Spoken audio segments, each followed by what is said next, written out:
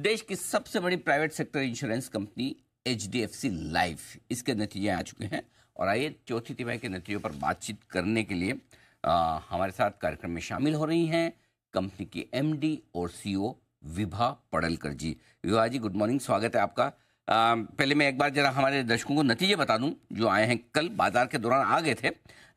मुनाफा बढ़ा है 15% के आसपास, 412 करोड़ पर पहुंचा है। नेट प्रीमियम आय 5.5% बढ़ी है। एवरेज प्रीमियम अर्न्ड घटी है 8.5%। वीएनबी लगभग 18.5% घटा है। मार्जिन जरूर बढ़े, नहीं एयूएम बढ़े हैं 22% बढ़कर 2,92,000 करोड़ तक पहुंचा है। और वीएनबी मार्जिन 26.25% के आसपास हैं। सोल्वेंसी रेशियो 187%। ये है कुछ आंकड़े जो आपके लिए एचडीएफसी लाइफ के। विभा जी, गुड मॉर्निंग, स्वागत है आपका। सबसे पहले तो बताएं कि क्या कुछ हो रहा है इंश्योरेंस सेक्टर में, काफी बजिंग है, और दूसरा कैसी रही आपके लिए ये तिमाही? ये क्वार्टर काफी सेटिस्फैक्टरी रहा है, क्योंकि if you remember quarter four last year का जो क्वार्टर फोर था, तभी टैक्स चेंजेस आ चुके थे in the budget. And because of the tax changes almost करीब 1,000 crores वेर एडिशनल बिजनेस जो एचडीएफसी लाइफ ने पाया था। तो अगर हम इसको बैकआउट करते हैं इन क्वार्टर फोर, और stand alone quarter four grew by 20%, and on a full year basis we grew 11%।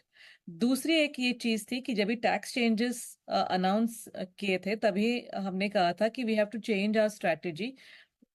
couple of things. One is that the number of policies have to grow, and that is exactly that has happened. तो ये साल में number of policies have grown by about 14% for the standalone quarter, and about 11% अगर आप देखेंगे on a full year basis. So ये दोनों चीजें काफी satisfactory थी। और तीसरी एक ये चीज है कि tier 2 and 3 we had said कि भारत में हमको इनरोड्स करना ही है, and also it will help moving away from higher ticket sizes.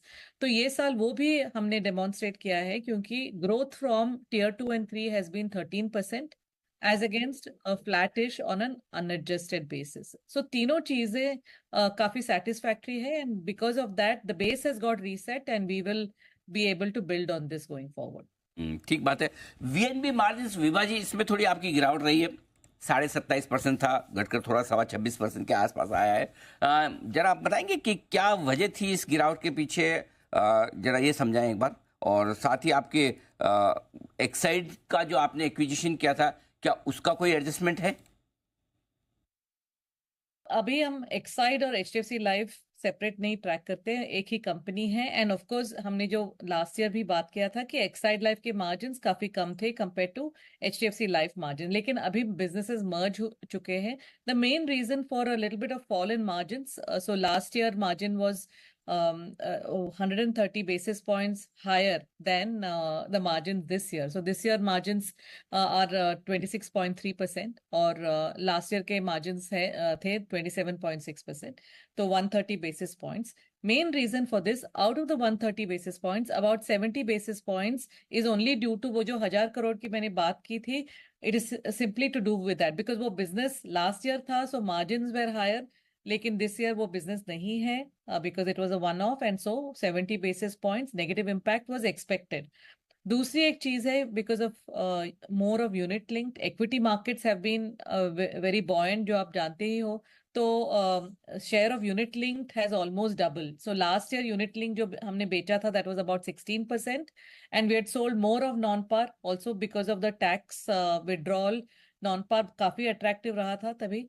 तो unit linked has gone up from 16% to about 35%। तो डबलिंग, सॉरी 19% टू 35%, तो ऑलमोस्ट डबल हो चुका था। थोड़ा ये इम्पैक्ट हमने negative impact we had reduced by selling more protection. Protection grew 27%, तो काफी कुशन हो चुका था on the unit link growth, लेकिन नॉट एंटायरली।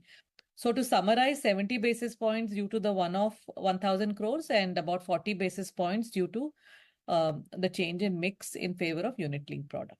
तो ये नेक्स्ट ईयर नॉर्मलाइज हो जाएगा, क्योंकि वो जो बेस इफेक्ट था 1,000 crores का, वो निकल जाएगा।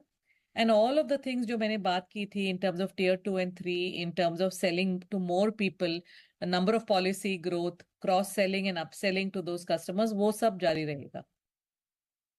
ये आपके लिए मार्जिन्स पर आए। अच्छा, अब ये बताइए विभा जी कि वीएनबी मार्जिन्स किस तरह के रह सकते हैं आपके लिए वित्त वर्ष 2025 में? क्या वही 27-28% की रेंज मेंटेन कर पाएंगे आप?